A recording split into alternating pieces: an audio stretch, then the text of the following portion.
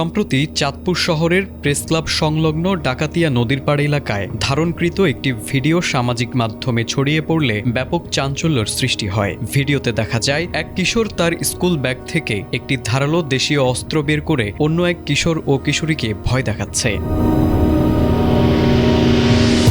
বিষয়টি পুলিশের নজরে এলে তারা গুরুত্বের সাথে তদন্ত শুরু করে। চাঁদপুর মডেল থানার এসআই গাজী কালামের নেতৃত্বে একটি চৌকস দল অভিযানে নামে। অবশেষে অভিযানে আটক করা হয় জাবিরুল ইসলাম নাহিদ নামের ওই কিশোরকে। এরপর তাকে সাথে নিয়ে শহরের জোর পুকুর পাড় এলাকার একটি জঙ্গলে অভিযান চালিয়ে ভিডিওতে দেখা সেই অস্ত্রটি উদ্ধার করে পুলিশ।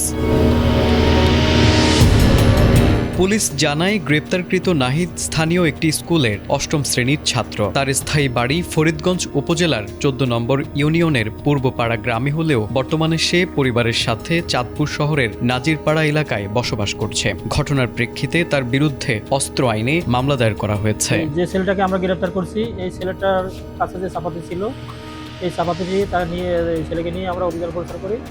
অভিযান পরিচালনা করায় ওই ছেলে দেখানো এবং শনাক্ত মতে জঙ্গলের ভিতর হইতে এই অস্ত্রটি আমরা উদ্ধার করি। আইনগত ব্যবস্থা গ্রহণ করতেছি এবং বাকি যারা রয়েছে পলাতক ও সাথে ছিল তাদেরও গ্রেপ্তার লক্ষ্যে আমরা অভিযান পরিচালনা করতেছি।